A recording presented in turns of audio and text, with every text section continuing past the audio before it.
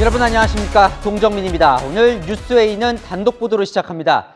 이재명 민주당 대표가 대표 취임 후에 경기지사와 성남시장 재직 시절 참모들을 대거 민주당 당직자로 채용한 것으로 나타났습니다. 저희가 확인한 인원만 13명입니다.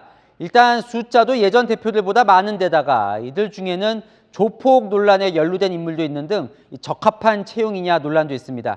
일각에서는 당의 보호를 받기 위한 조치 아니냐는 말도 나오는데요. 하나씩 짚어보겠습니다. 먼저 윤수민 기자입니다. 이재명 더불어민주당 대표가 성남시장과 경기지사 재직 시절 함께 일했던 13명이 이 대표 취임 후 민주당 당직자로 채용된 것으로 나타났습니다. 이들은 이 대표가 측근이라고 했던 김용 민주연구원 부원장과 정진상 정무조정실장을 비롯해 이른바 성남 경기라인으로 불리며 이 대표를 성남시장 시절부터 보좌해온 인물들입니다. 이분은 측근이라고 말씀하신 적 있으시죠? 그럼요. 여기서 이분. 당내에서는 경기 성남라인 당직자 채용을 두고 규모에 있어 이례적이라는 반응이 나옵니다. 당 관계자는 새 대표가 취임하면 대표와 가까운 참모들을 채용하긴 하지만 대개 한 자릿수였는데 이 대표 체제에서는 2배 이상이었다고 전했습니다. 채용된 자리는 외부에 공개되지 않는 하위 직급부터 2급 이상 고위직까지 다양합니다. 민주당은 성남 경기라인 인사들을 당직자로 채용한 것과 관련해 손발이 맞는 사람을 채용한 것으로 문제가 되지 않는다고 설명했습니다. 구속된 김용 민주연구원 부원장과 정진상 정무조정실장은 오늘 당에 사의를 표했습니다. 김 부원장 사의는 수리됐고 정 실장은 구속 적부심 결과를 보고 수리 여부를 판단할 예정입니다.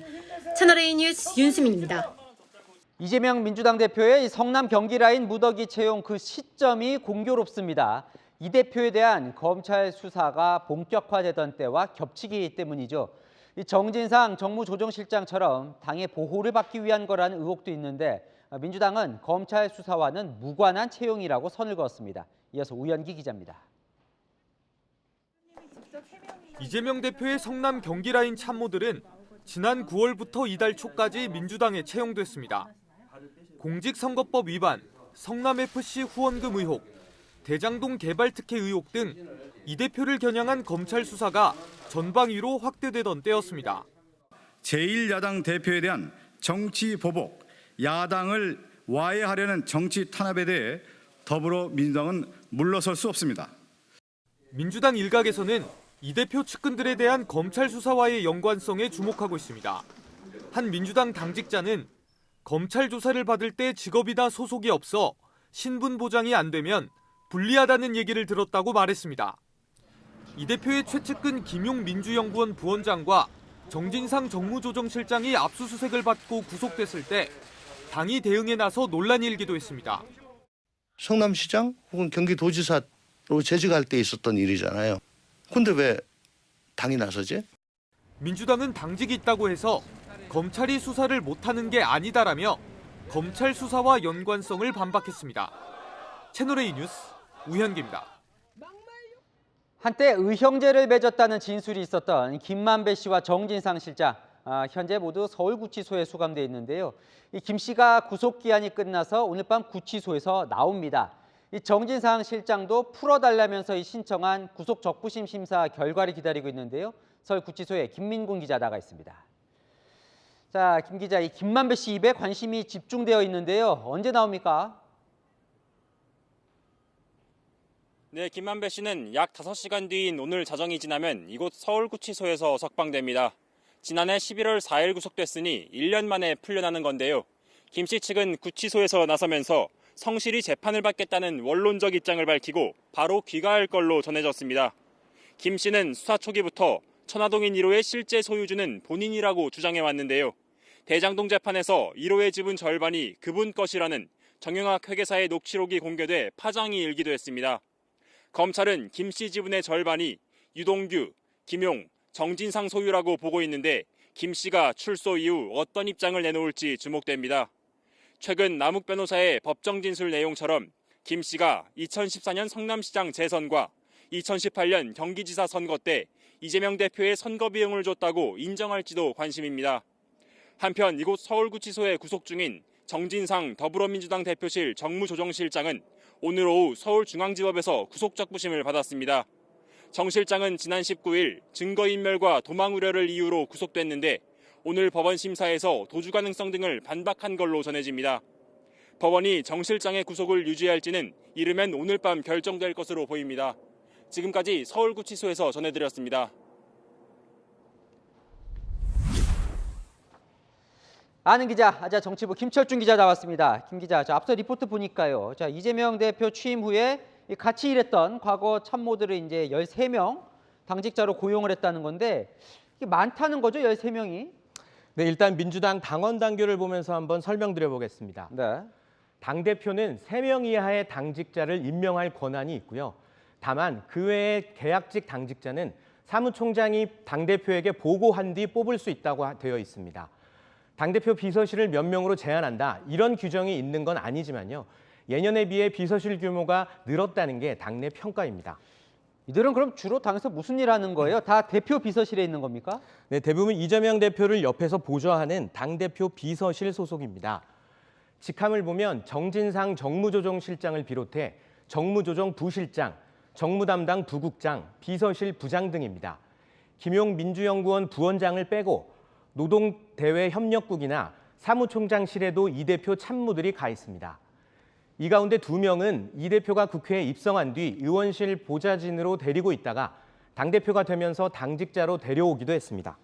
그럼 저 13명은 이재명 대표가 뭐 경기지사 때나 성남시장 때 같이 일했던 그런 뭐 인물들인가요? 네, 맞습니다. 상당수는 이재명 대표가 2010년 성남시장 시절부터 함께했던 인물들입니다.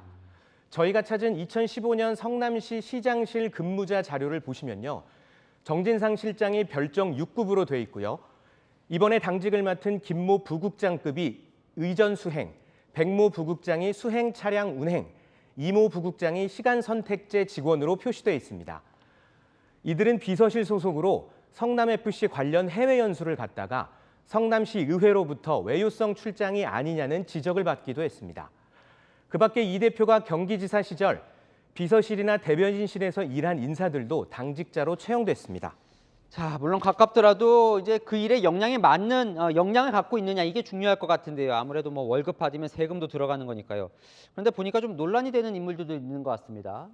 네, 성남시장 시절부터 의전 수행을 담당했던 김모 부국장급은요. 의전 수행 과거 조직폭력배가 가담한 집단 폭행 사건에 연루돼 징역형을 받았습니다. 백모 부국장 역시 지난 대선 당시 국민의힘으로부터 조직폭력배와 이재명 후보를 이어주는 연결고리 역할이라고 비판받은 바 있습니다. 자, 민주당 내에서는 뭐라 말들은 없습니까? 당 입장에서도 마냥 받아줄 수는 없을 텐데요. 일단 사실 민주당 의원들이나 당직자들은 이런 상황을 잘 알지 못합니다. 고위 정무직이나 공개 채용의 경우에는 발표를 하지만 수시로 채용되는 계약직 당직자는 별도 공지가 없기 때문입니다. 취재 과정에서 당내 인사들과 얘기를 해보니 불만이 적지 않았는데요. 먼저 이 대표의 과거 발언 먼저 들어보시겠습니다. 다양성이 본질인 민주정당에서 다르다는 것은 배제의 대상이 아니라 역할 분담을 통한 시너지의 원천이다 말씀드렸습니다. 실력에 따라 인재를 쓰고 역할을 부여하겠습니다. 당대표 취임 때부터 탕평 인사, 능력 위주 인사를 강조했는데요. 사무총장부터 비서실장 등 주요 당직이 대선 캠프 당시 측근 의원들로 채워졌고 이제 그 밑에 당직자들까지 과거 참모들을 채운 것에 대한 불만인 겁니다. 한 민주당 관계자는 대표의 참모들이라도 당무를 모르는 외부 인사들이 아니냐면서 능력이 아니라 인맥 채용이라고 지적했습니다. 근데 이거는 왜 그런 거예요? 이번 채용을 두고 검찰 수사 대비용이다 이런 말도 나온다는데요. 네, 최근에 비슷한 사례들이 이어지고 있기 때문입니다. 김용 부원장의 경우 당직자라는 이유로 당에서 지켜야 한다는 목소리가 나왔었죠. 또 정진상 실장은 지난 9월 중순 검찰이 자택을 압수수색한 뒤로는 국회 본청과 당사 등에서 숙식을 한 것으로 알려져 있습니다. 이 역시 당직자이기 때문에 가능한 일이었습니다. 물론 당직을 맡은 참모들이 모두 수사 대상이 된 것은 아닙니다. 민주당은 정상적으로 이루어진 채용으로 문제가 되지 않는다면서 방탄 채용은 말이 되지 않는다고 반박했습니다. 또 당직자로 채용된 이 대표의 한 참모는 채용을 하면 검찰 수사 대응이 되고 채용을 안 하면 대비가 안 된다는 발상 자체가 어불성설이라고 말했습니다. 네, 잘 들었습니다. 아는 기자 김철중 기자였습니다. 이태원 참사에 대한 국회 국정조사가 실시됩니다. 오늘 여야가 예산 처리 후에 실시하기로 합의를 했는데요. 조사 대상에는 대통령실 국정상황실과 국가안보실 위기관리센터도 포함됐습니다. 홍지은 기자입니다. 여야가 이태원 참사에 대한 국정조사를 실시하기로 했습니다. 국정조사 특별위원회는 더불어민주당 9인, 국민의힘 7인, 비교섭단체 2인으로 구성하고 위원장은 더불어민주당이 맡는다. 기간은 내일부터 45일로 정했는데 특위부터 구성하고 본조사는 예산안 처리 이후에 하기로 했습니다. 24일 국정조사 계획서의 본회의 승인 후 자료 제출 등 준비 기간을 거쳐 2023년도 예산안을 처리한 직후에 기관 보고, 현장 검증, 청문회 등을 실시한다. 조사 대상에서 여야 간 쟁점이었던 경호처와 법무부는 빠졌고 대통령실 국정상황실과 국가안보실 위기관리센터는 포함됐습니다. 국민의힘은 국정상황실과 위기관리센터로 대상을 한정하고 국정조사 전에 예산안을 처리하기로 한 것에 의미를 뒀습니다. 무조건 대통령실을 끌고 들어가는 거 아니냐는 이의를 제기했고 그것이 정리가 됐더랬습니다. 45일 정도 하자고 돼 있기 때문에 연장은 예외적이고. 민주당은 얻을 것은 다 얻었다는 분위기입니다. 본회의 의결로 필요할 경우에는 그 기한을 연장할 수 있는 조항을 합의문에 넣었기 때문에 일정이 부족하다면 당연히 그것은 연장을 저희가 추진할 것입니다. 여야는 내일 본회의에서 국정조사 계획서를 채택합니다. 채널A 뉴스 홍재은입니다. 검찰이 오늘 이정근 전 민주당 사무부총장이 고문으로 일했던 CJ 계열사를 압수수색했습니다. 당시 노영민 대통령 비서실장이 국토부 통해서 이 전 부총장 취업에 개입한 의혹을 받고 있죠. 국토부도 압수수색하면서 노 전 실장 수사가 임박했다는 관측입니다. 박건영 기자입니다. 검찰이 국토교통부와 한국복합물류 사무실을 압수수색한 건 오늘 오후. CJ 대한통운 자회사인 한국복합물류는 지난 2020년 이정근 전 더불어민주당 사무부총장이 1년간 상근 고문으로 취업한 곳입니다. 검찰은 이 전 부총장이 국토교통부 추천을 받아 고문으로 채용된 경위를 살펴보고 있습니다. 주로 국토부 퇴직 관료들이 채용되던 자리에 물류 관련 이력이 없는 이 전 총장이 추천되는데 그 여권 인사들의 외압 가능성을 의심하는 겁니다. 특히 노영민 당시 대통령 비서실장의 취업 청탁 의혹이 제기됐습니다. 현직 정치인의 고문직 겸직이 국토부 추천에 걸림돌이 되자 노 전 실장이 이 전 부총장에게 겸직이 가능하다고 문자로 알려준 정황도 포착됐습니다. 오늘 검찰 압수수색 대상에는 업무방해 혐의를 받는 문재인 정부 청와대 인사수석 비서관실 관계자도 포함된 걸로 전해졌습니다. 1년간 이 전 부총장이 상근 고문직을 지내고 받아간 급여만 1억 원 상당. 노 전 실장은 자신이 국토부에 영향력을 미칠 위치에 있지 않았다고 해명했습니다. 검찰 수사가 노영민 전 실장 등 전 정부 청와대로 확대될 가능성이 높아 보입니다. 채널A 뉴스 박건영입니다. 윤석열 대통령이 세계 최대 전기차 생산 기업 테슬라 최고 경영자 일론 머스크와 화상 면담을 했습니다. 윤 대통령이 한국에 투자를 요청하자 머스크도 한국은 최우선 투자 후보지라며 화답했습니다. 조영민 기자입니다. 윤석열 대통령이 일론 머스크 테슬라 최고 경영자와 화상 면담을 갖고 한국에 투자해달라고 요청했습니다. 테슬라가 아시아에서 완성 전기차 생산 거점인 기가팩토리를 추가 건설하려는 계획을 언급하며 직접 투자 유치에 나선 겁니다. 한국의 자동차 시장 규모, 또 산업 생태계, 그리고 FTA 네트워크 등에서 큰 강점이 있는 만큼 이런 여러 가지 장점들을 고려해서 테슬라 측의 그런 긍정적인 검토를 기대하고 있습니다. 일론 머스크도 한국을 우선순위에 두고 있다고 답했습니다. Yeah, I'd like to say thank you very much for the generous offer and this means a lot, and we're giving it very careful consideration. I think Korea is one of the top choices for us. 최상목 대통령 경제수석은 산업부와 코트라를 중심으로 전담팀을 만들어 테슬라 측과 협력하며 투자 유치에 나설 것이라고 설명했습니다. 윤 대통령은 민관이 함께한 제1차 수출 전략회의에서도 경제 위기 극복을 위한 수출과 수주 확대를 강조했습니다. 윤 대통령은 정부 모든 정책을 기업들의 수출 확대에 맞춰 새롭게 정비해야 한다고 말했습니다. 채널A 뉴스 조문입니다.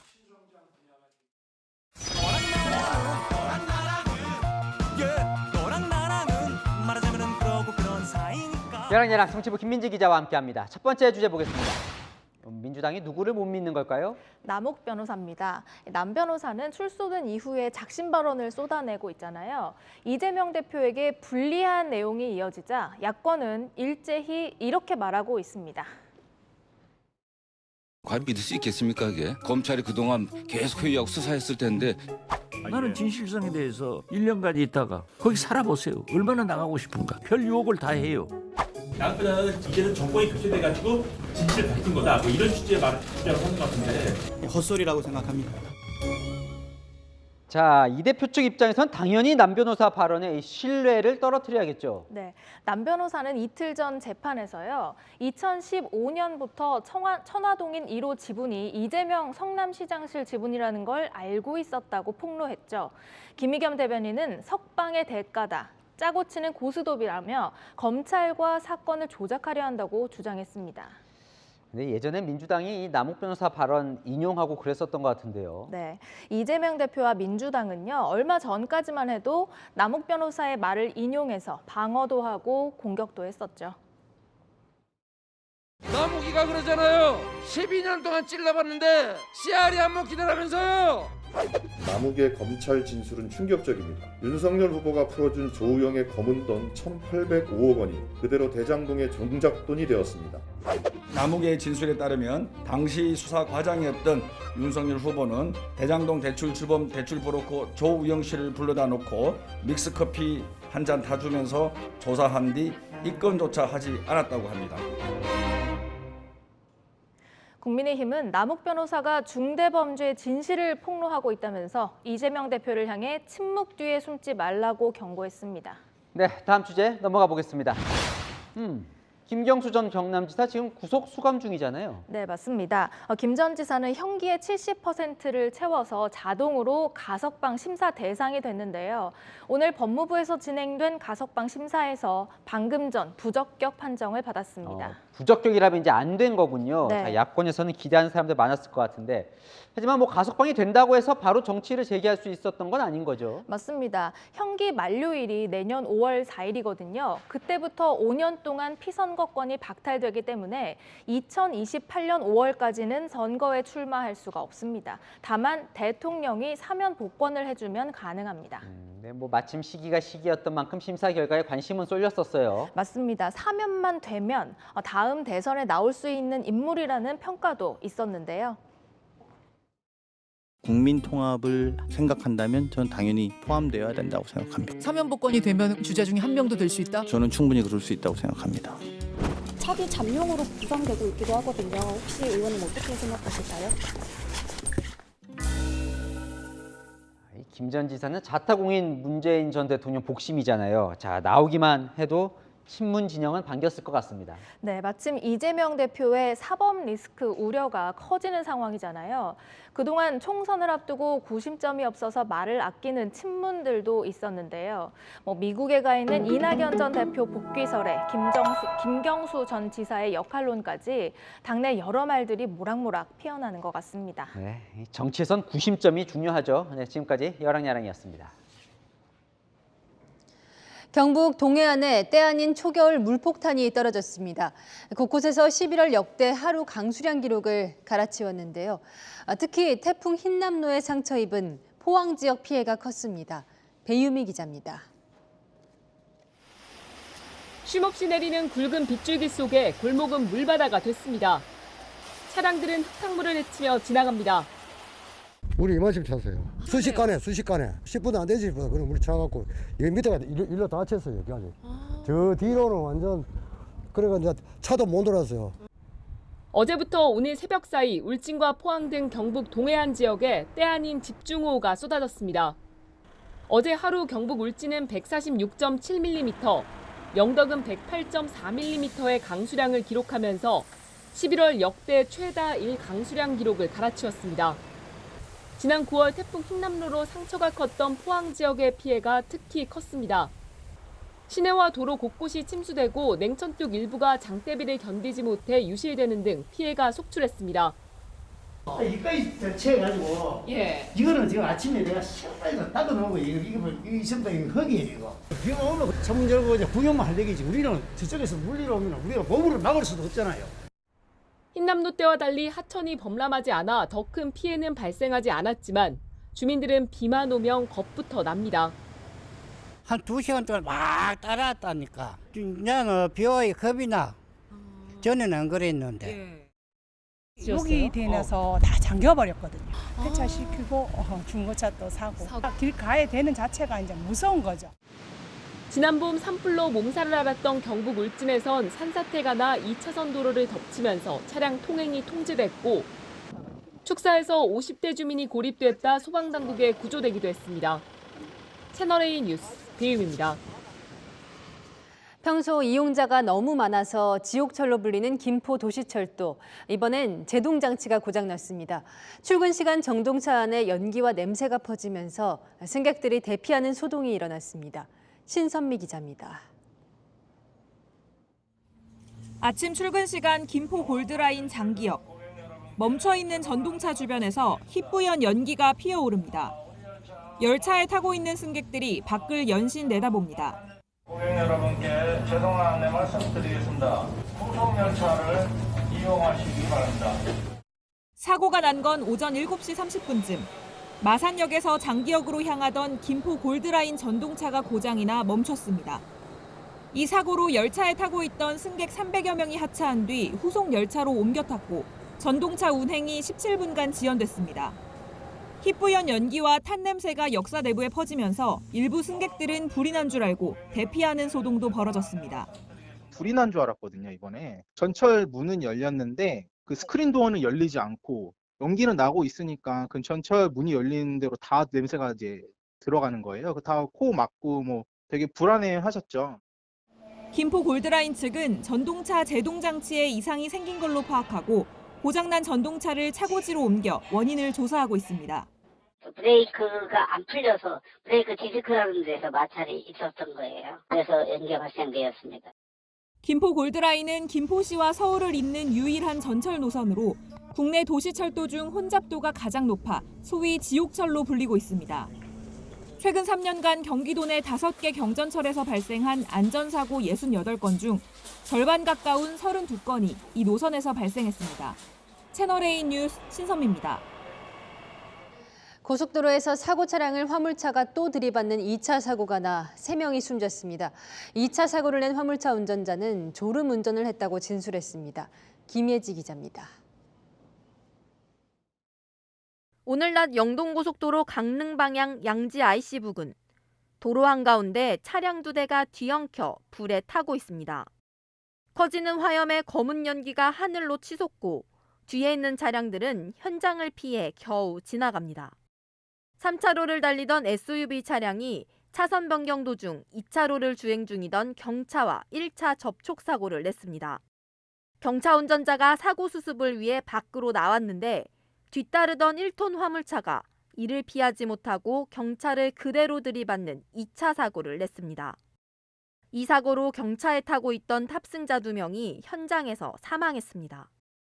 70대 여성인 경차 운전자도 심정지 상태로 병원에 이송됐지만 끝내 숨졌습니다. SUV 차량과 화물차 운전자는 경상을 입은 것으로 파악됐습니다. 화물차와 경차의 난 불은 20여 분 만에 꺼졌습니다. 경찰은 화물차 운전자가 졸음 운전을 했다는 진술을 확보하고 정확한 사고 경위를 조사하고 있습니다. 깜빡 졸았다는 얘기는 했는 것 같아요. 일단 저희가 안전운전 의무 위반으로 조사 중에 있습니다. 전문가들은 고속도로에서 사고가 나면 2차 사고를 막기 위해 차량을 갓길로 바로 옮길 것을 조언하고 있습니다. 채널A 뉴스 김예지입니다. 놀이공원 입장 시간이나 백화점의 오픈런 행사, 단시간에 인파가 몰리죠. 이런 곳 역시 대형 사고로 이어질 수 있는 시한폭탄이라는 지적이 나옵니다. 이젠 꼭 바꾸자 이솔 기자가 현장 취재했습니다. 놀이동산 개장 30분 전 출입구부터 매표소 뒤까지 긴 줄이 생겼습니다. 인기 있는 놀이기구를 먼저 타려고 일찌감치 줄을 선 겁니다. 입장이 시작되자 일부 청소년들이 경쟁하듯 뛰어가고 직원들은 자제를 당부합니다. 얼마 전만 해도 이 놀이공원은 개장 전에 입장객을 모두 광장에 대기시켰습니다. 이태원 참사 이후로는 사고 위험을 낮추려고 이 지침을 없앴습니다. 개장 직후 인기 놀이시설로 향하는 내리막길도 일시 통제하기 시작했습니다. 한 달 전인가 그때 현장 체험학습으로 단체로 왔었는데 그때보다는 사람들 통제가 더 많이 된 것 같아요. 그때는 줄 서 있을 때도 별말 없었던 것 같은데. 최근 대규모 할인에 나선 대형마트 행사에도 인파가 대거 몰렸습니다. 서두르시면 사고 납니다. 천천히 들어가세요. 사람들이 막 달리고 줄이 막 200m가 되고 막 이러니까 좀 무서운 마음이 들었어요. 마트 측이 고객 입장을 일시 제한하면서 불상사로 이어지진 않았습니다. 올해 초 한 백화점에서는 운동화를 선점하려고 사람들이 에스컬레이터를 역주행해 달려가는 영상이 공개돼 우려를 샀습니다. 전문가들은 반짝 관리로는 한계에 부딪힐 거라고 경고합니다. 보여주기식 안전을 강화할 것이 아니라 지속적으로 안전 매뉴얼을 점검하고 강화해 나갈 필요가 있습니다. 참사로 이어지기 전에 오픈런의 안전대책 마련이 시급해 보입니다. 채널A 뉴스 이솔입니다. 서울대병원과 보라매병원 노조가 오늘 파업을 시작했는데요. 민노총은 내일 화물, 모레 학교, 30일 지하철, 다음 달 철도까지 줄 파업을 예고했습니다. 불법 파업으로 인한 손해배상 청구를 제한하는 노란봉투법 입법과 민영화 중단 등이 주요 이유입니다. 최승현 기자입니다. 서울대병원 앞 마당을 가득 채운 사람들. 인력 충원을 요구하며 파업에 나선 민노총 공공운수노조 의료연대본부 조합원들입니다.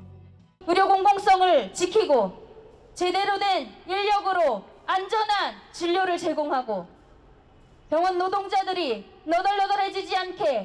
소속 조합원 3,900명 가운데 서울대병원과 보라매병원 간호사와 환자 이송 담당자, 검사 담당 직원 등 1,100명이 파업에 참여하면서 일부 진료 예약과 검사가 지체됐습니다. 위급한 환자들이 치료를 못 받고 잘못될 그런 경우가 있을까 봐 걱정이 돼요. 원만하게 해결돼서 환자나 보호자들한테 피해가 없었으면 좋겠어요. 국민건강보험공단 고객센터 노조도 파업에 나서면서 고객 상담은 전화 자동 응답 시스템 ARS로 대체됐습니다. 노동조합 파업으로 인해 상담사 연결이 원활하지 않습니다. 내일부터는 전국 16개 지역에서 화물연대가 출정식을 가진 뒤 무기한 파업에 들어갑니다. 추가 화물 대체 수송 고부 연대 결의와 더불어 공공운수노조 25만 조합원은 모든 것을 화물 노동자와 함께 할 것입니다. 모레는 학교 급식과 돌봄 교실을 담당하는 비정규직 노조의 파업이 예정돼 있습니다. 30일에는 서울 지하철, 다음 달 2일은 전국 철도 노조가 파업에 들어가 시민 불편이 커질 것으로 예상됩니다. 정부는 불법 행위에는 관용 없이 엄정 대응한다는 방침을 거듭 밝혔습니다. 채널A 뉴스 최승현입니다. 집회 자유 있지요. 그런데 꼭 이런 방식이어야 할까요? 집회 시위대들 도로 다 점거해서 교통이 마비되는 형태로요. 경찰도 사실상 손 놓고 있고 불편은 시민들 몫입니다. 김지윤 기자입니다. 서울의 중심부인 광화문 사거리에서 숭례문으로 이어지는 태평로. 9개 차로가 민노총 건설노조 조합원들로 가득 찼습니다. 이미 빽빽하게 자리를 채웠지만 조합원들이 계속 합류합니다. 민노총은 18,000명이 모이는 집회에 6개 차로를 사용하겠다고 신고했습니다. 하지만 집회 당일 안전을 위해 차로를 늘려달라고 요청했고 경찰이 차로를 모두 내어준 겁니다. 경찰 관계자는 이태원 참사 이후 인파 사고 위험을 줄이기 위해 차로를 열어줄 수밖에 없다고 설명했습니다. 불편은 고스란히 시민의 몫입니다. 아침부터 대로에 차선을 두세 개를 막고 한두 개만 통과시키는 사태가 보면서 아니 집회 시위도 중요하지만 이 일상생활 거의 마비시키듯이 하면서까지 집회를 허용해야 되는가. 버스 타고 광화문 넘어올 때 뭐 특정 정거장에서 이제 정차를 안 하고 넘어갈 때가 있었어요. 그래서 제가 내렸어야 되는 곳인데 하필 또 이제 거기 지나쳐 버려서 나중에 내려서 다시 또 그 길을 돌아가야 되잖아요. 집회 시위에 관한 법률에는 교통 질서에 방해가 되는 경우 집회를 금지, 제한할 수 있는 조항이 있지만 실효성은 떨어집니다. 경찰이 집회 금지를 통고해도 주최 측의 가처분 신청을 법원이 대부분 인용하기 때문입니다. 집회 집시법 시행령이나 시행규칙에다가 그런 사유를 최대한 좀 구체적으로 명시를 해주는 게 가장 좋을 것 같고요. 법원도 조금 예전보다는 바뀌어야 될 것 같고. 시민 불편을 최소화할 수 있는 집회 관리 대책이 필요하다는 지적이 나옵니다. 채널A 뉴스 김지윤입니다. 예고된 줄파업 소식에 더 마음이 무거운 이유는 경제가 워낙 안 좋기 때문입니다.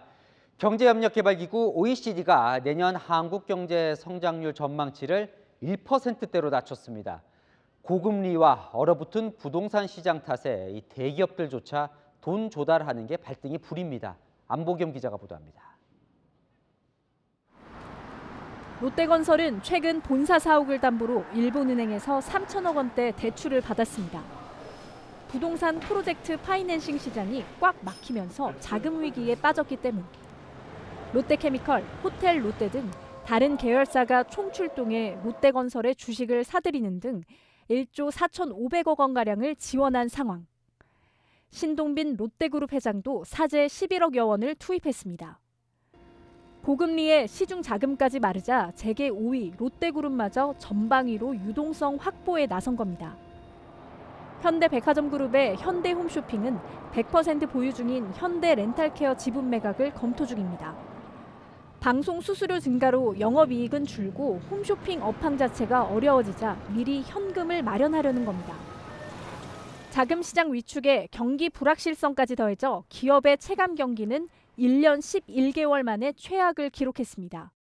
중소기업과 취약한 기업을 중심으로 했던 경기 상황에 대한 부정적인 전망이 대기업까지 확대되고 있는 전반적인 경기 상황의 부진이 확산되고 있는 것입니다. 내년 경기 전망도 부정적인 상황이라 기업들의 고민도 깊어지고 있습니다. 채널A 뉴스 안보겸입니다. 자, 이 집 들어가는 통로인데요. 출입을 못하도록 철제 가림막이 설치가 돼 있죠. 아동 성범죄자 조두순이 이사를 하려고 계약한 집입니다.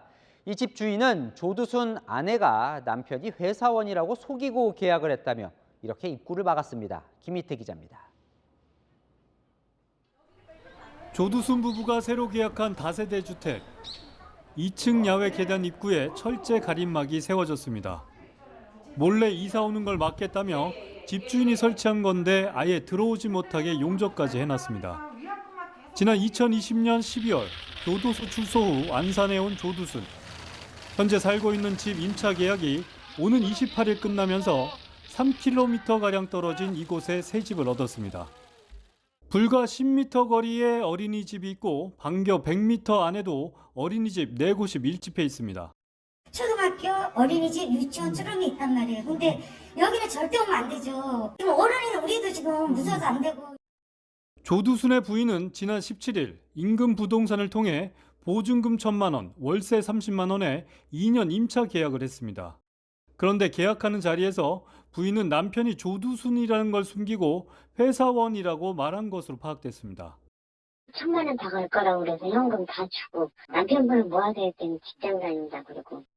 집주인은 뒤늦게 조두순이 이사 온다는 걸 알고 계약 파기를 통보했지만 부인은 해지를 하려면 이미 지불한 보증금의 2배를 달라고 요구한 것으로 전해졌습니다.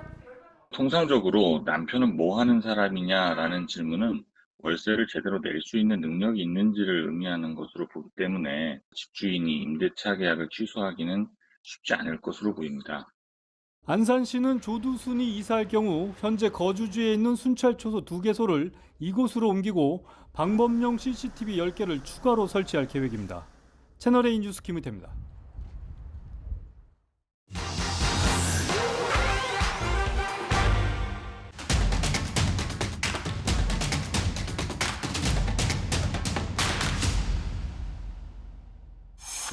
대장동 사건으로 구속됐던 인물들 차례로 풀려나고 있죠. 보신 것처럼 구속기간이 끝나는 당일 새벽 0시가 지나자마자 석방되는데요. 이렇게 한밤중에 나오는 이유 알아봅니다. 대장동 사건 핵심 인물 김만배 씨도 원칙적으로는 내일 밤까지 구치소에 있어야 하지만 지금부터 약 4시간 반쯤 뒤면 풀려날 예정입니다. 우리 법에선 교도소나 구치소에 1초만 머물러도 하루로 치기 때문에 구속기간의 마지막 날이 되면 언제든 나갈 수 있습니다. 다만 교정시설 대부분이 외진 곳에 있어서 대중교통이 좋은 편은 아니죠. 한밤중 출소에 이동이 어렵다면 본인 의사에 따라 날이 밝은 뒤 풀려날 수도 있습니다. 구속 피의자와 달리 수감자가 만기 출소하는 경우에는 출소 시간 새벽 5시로 구속 피의자보다 다소 늦습니다. 성폭행으로 복역한 뒤 출소했던 조두순이나 박병화도 모두 5시 이후에야 모습을 드러냈죠. 지난 2013년까진 만기 출소자도 당일 0시쯤 풀려났었습니다. 하지만 출소자들이 주변을 배회한다며 교정시설 인근 주민들이 민원을 제기해 새벽 5시로 바뀐 건데요. 출소자 권익을 침해한다는 반발 속에 즉시 석방하도록 법 개정도 추진됐습니다. 0시에 내보내던 것을 다음 날 새벽 5시에 내보내겠다. 출소자들이 배회를 하니까 안 된다. 사실상 그렇지 않습니다. 형기를 5시간 연장하는 거예요. 그렇지 않... 교정시설에선 1초를 머무르든 23시간을 머무르든 법적으로는 똑같은 하루로 치기 때문에요. 형이 끝나는 날 자정 전에만 출소시키면 현행법에 어긋나지 않는 것으로 결론 지어졌습니다. 팩트맨이었습니다. 집값은 내려가는데 올해 보유세 부담은 더 늘어났죠. 세금 부담이 커지자 정부가 부동산 보유세를 2020년 수준으로 되돌린다고 밝혔습니다. 이 경우 보유세가 얼마나 줄어드는지 박지혜 기자가 따져봤습니다. 재건축을 추진 중인 서울 잠실의 한 아파트입니다. 은퇴하고서 60대, 70대들이 한 50% 넘을 거예요. 저도 이제 뭐 회사 다니다 그만뒀는데 와이프가 그 회사 다니면서 그 월급 나오는 거 가지고 다 그 세금 내는데 바빠요. 투기하려고 샀던 건 아니고 굉장히 힘들죠. 조세 저항 우려가 나올 만큼 부동산 세금 반발이 터져 나오자 정부가 대책 마련에 나섰습니다. 재산세와 종합부동산세 등 보유세 부담을 2020년 수준으로 되돌리겠다는 겁니다. 현실화율 하향 조치와 더불어 재산세 공정시장 가액 비율 인하, 그리고 종부세 세제 개편안이 개정될 경우 국민의 보유 부담은 20년도 수준으로 낮아질 예정입니다. 먼저 집값 기준이 되는 공시가는 공동주택의 경우 시세 대비 비율, 즉 현실화율이 72.7%에서 69%까지 떨어집니다. 재산세 매길 때 쓰는 공정시장 가액 비율도 1세대 1주택자의 경우 45% 밑으로 적용할 계획입니다. 이 경우 앞서 나온 잠실 아파트 1주택자 보유세는 올해보다 400만 원이 줄어듭니다. 종부세 대상에서 빠지는 곳도 늘어납니다. 서울 강동구 한 아파트는 원래라면 내년에 357만 원의 보유세를 내야 하지만 새 기준이 적용되면 종부세 대상에서 빠지고 재산세도 크게 줄어 235만 원만 내면 됩니다. 다만 전문가들은 이번 조치로 조세 저항은 줄어들겠지만 부동산 거래가 살아나거나 집값이 뛰진 않을 것으로 전망합니다. 채널A 뉴스 박지혜입니다. 드론에 사람을 태워서 다니는 도심 항공교통이 빠르게 현실로 다가오고 있습니다. 3년 뒤 상용화가 목표인데 오늘 시범 비행을 했습니다. 김포에서 서울 강남까지 15분이면 간다는데요. 이민준 기자입니다. 사람이 탈 정도로 큰 드론이 천천히 하늘로 올라갑니다. 스스로 비행하고 이착륙하는 자동 드론으로 40m 높이에서 시원하게 상공을 가릅니다. 일명 하늘택시로 불리는 도심항공교통 UAM입니다. 이 UAM 기체는 한국 중소기업이 개발한 건데요. 최대 시속 95km까지 날 수 있고 20km까지 이동할 수 있습니다. 김포공항에서 서울 강남까지 15분이면 갈 수 있는 겁니다. 육상 모빌리티하고 비교했을 때 무엇보다 최단 경로를 통해서 비행을 할 수 있습니다. 그리고 교통 체증 없이 이동을 할 수 있기 때문에 빠른 시간 안에 목적지에 도착을 할 수 있습니다. 이번엔 건물 옥상에 마련된 수직 이착륙장 실물도 함께 공개됐습니다. 국산 기체와 이착륙장까지 마련된 만큼 실제 하늘택시 운행도 멀지 않았습니다. 정부는 3년 뒤 수도권 실제 운행이 목표입니다. 세계적으로 UAM 규모는 2040년까지 1,700조 원으로 커질 것으로 보여 시장 선점이 중요하다는 겁니다. 실제로 현대차와 하나 같은 대기업도 UAM 상용화에 앞다투어 뛰어든 상황. 다만 기체 충돌을 막기 위한 UAM 전용 공역 설정과 보험 같은 관련법도 빨리 정비돼야 한다는 지적입니다. 채널A 뉴스 이민준입니다.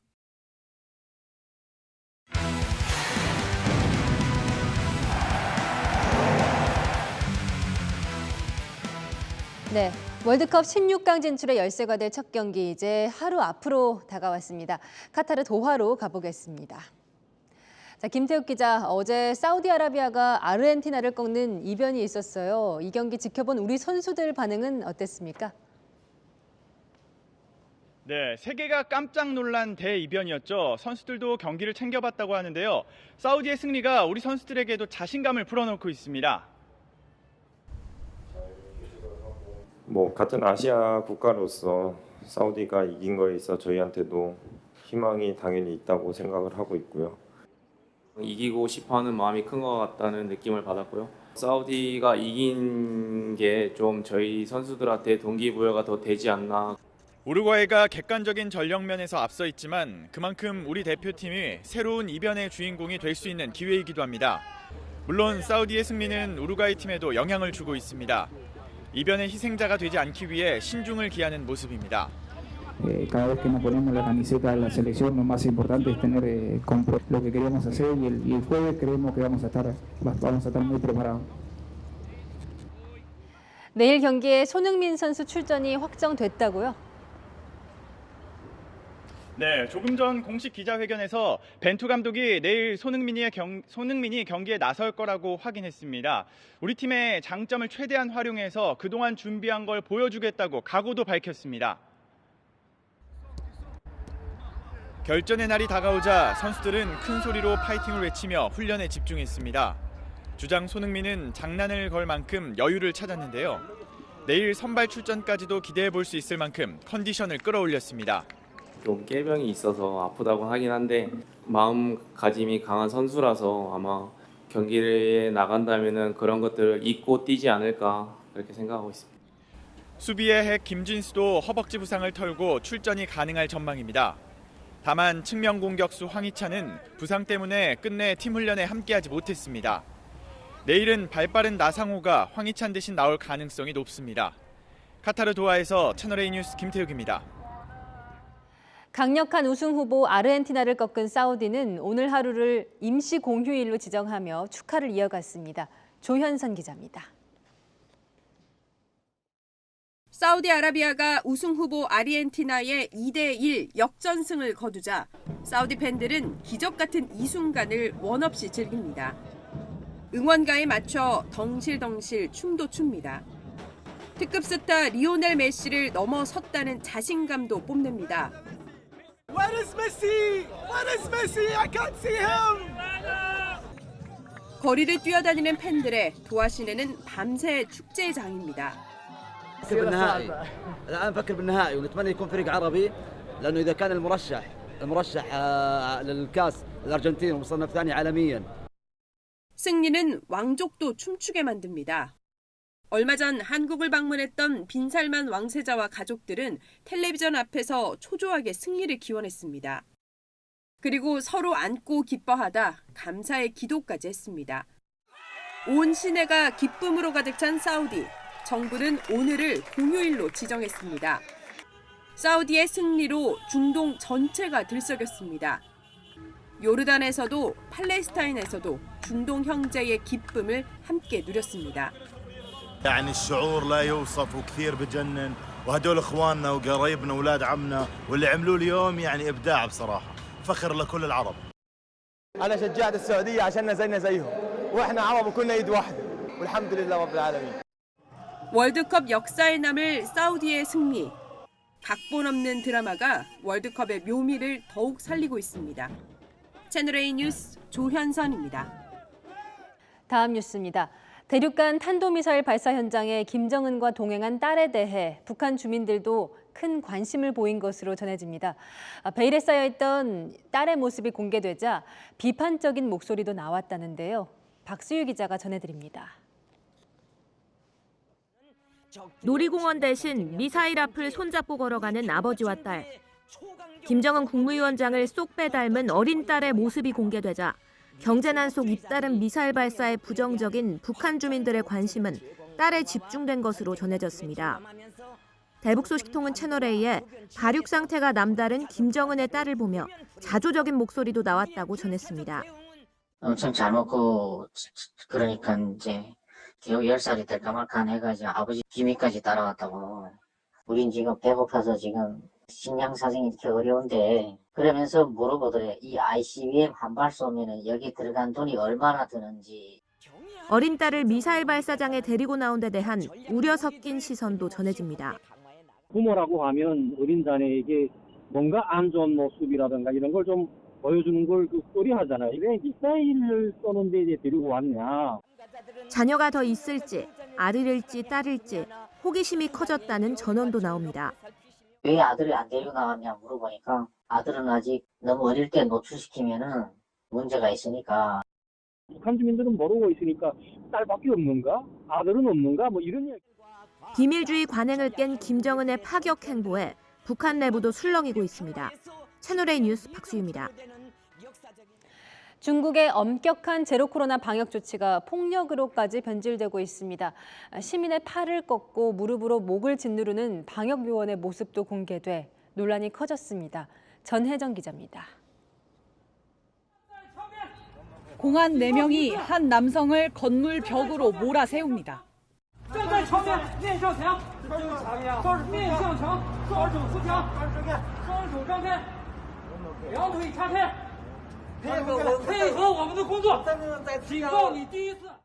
공안들은 남성의 몸을 수색하다가 거칠게 팔을 꺾어 넘어뜨리더니 무릎으로 목을 짓누릅니다. 밀접 접촉자로 분류돼 호텔에 격리 중이던 남성이 약을 사려고 건물 밖으로 빠져나오자 공안이 흉기 소지자를 제압하듯 물리력을 사용한 겁니다. 마스크를 쓰지 않은 채 배달 음식을 가지러 갔다는 이유로 여성 2명이 손발이 묶이고 무릎을 꿇은 영상까지 확산돼 시민들의 분노는 커졌습니다. 폭력을 쓰는 방역 요원들을 고발하는 영상이 곳곳에서 퍼지자 일부 지역에선 검사 중단을 요구하는 대규모 시위도 속출했습니다. 신규 감염자가 이틀 연속 1000명대를 기록한 베이징에선 방역이 더욱 강화되고 인적은 끊겼습니다. 有的省份面临的是3年来最严峻、最复杂的局面。 당국은 지난 11일부터 무차별 방역을 자제하고 정밀 방역을 하겠다고 지침을 내렸지만 감염자가 급격하게 늘고 있어 곳곳에서 혼란이 이어지고 있습니다. 채널A 뉴스 전혜정입니다. 팬데믹 기간 동안 미국의 방역 수장 파우치 박사가 트럼프 전 대통령의 비난에도 흔들리지 않던 모습이 인상적이었는데요. 54년간의 공직 생활을 마치면서 마지막 백악관 브리핑을 했습니다. 마지막으로 강조한 내용은 무엇이었는지 권갑구 기자가 전해드립니다. 보건의료 분야 관료로 54년, 미국 국립알레르기 전염병 연구소 소장으로 38년을 지낸 82살의 앤서니 파우치 박사. 다음 달 퇴직이 앞두고 마지막 백악관 브리핑에서 강조한 건 백신 접종입니다.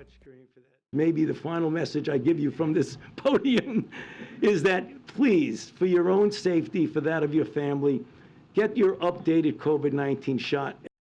7명의 대통령과 함께하며 에이즈, 에볼라, 지카 바이러스, 그리고 코로나19까지 질병 퇴치의 최전선에 있었습니다.